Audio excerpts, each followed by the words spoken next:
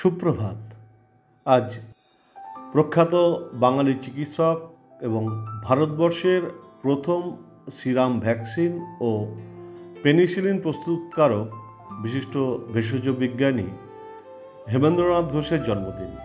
তিনি 1890 খ্রিস্টাব্দের আজকের দিনে বাংলাদেশের চাঁদপুর জেলার আশিকাটি গ্রামে জন্মগ্রহণ করেন।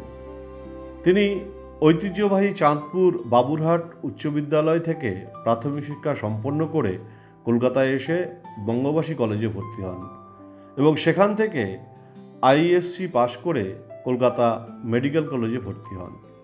সেই সময় তিনি স্বাধীনতা আন্দোলনে যোগ দেওয়ায় গ্রেপ্তার হয়ে কারাবাস ভোগ করেন এবং কারামুক্ত হয়ে 1918 খ্রিস্টাব্দে চিকিৎসাশাস্ত্রে স্নাতক ডিগ্রি অর্জন করে আরজিকর মেডিকেল কলেজে আবাসিক চিকিৎসক হিসাবে নিযুক্ত হন।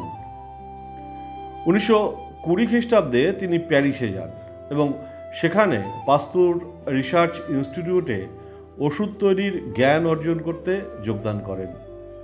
প্যারিসে থাকার সময়ে তিনি আর্থিক অনটনে ছিলেন, কিন্তু কবিগুরু এবং স্যার আশুতোষ মুখোপাধ্যায় তাকে বৃত্তির ব্যবস্থা করে দেন। প্যারিসে শিক্ষা শেষ করে তিনি ঔষধ তৈরির জন্য বার্লিন সহ ইউরোপের বিভিন্ন দেশে পর্যটন করেন।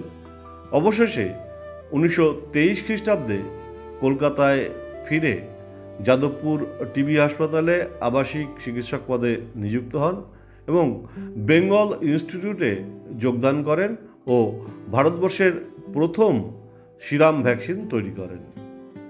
তিনি 1930 খ্রিস্টাব্দে ইউরোপ ও আমেরিকায় যান।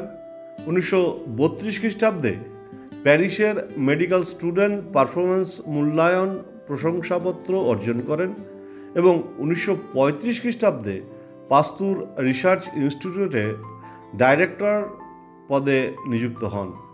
তারপর তিনি এবং তার স্ত্রী বৈজ্ঞানিক আন্না নিউতা কলকাতায় স্ট্যান্ডার্ড ফার্মাসিউটিক্যালস ওয়ার্কস প্রতিষ্ঠান করেন এবং ভারতবর্ষে প্রথম পেনিসিলিন প্রস্তুত করেন।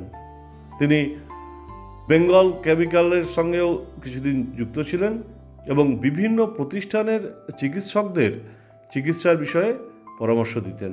তিনি ইন্ডিয়ান মেডিকেল অ্যাসোসিয়েশনের বাংলা শাখার প্রতিষ্ঠাতা সম্পাদক ছিলেন এবং federation of Indian chambers of কমার্সের সভাপতি ছিলেন। 1965 খ্রিস্টাব্দের 12 ডিসেম্বর তিনি শেষ নিঃশ্বাস ত্যাগ করেন। জন্মদিনে বিশিষ্ট বাঙালি চিকিৎসক এবং ভেষজ বিজ্ঞানীকে জানাই বিনম্র শ্রদ্ধা এবং প্রণাম। নমস্কার।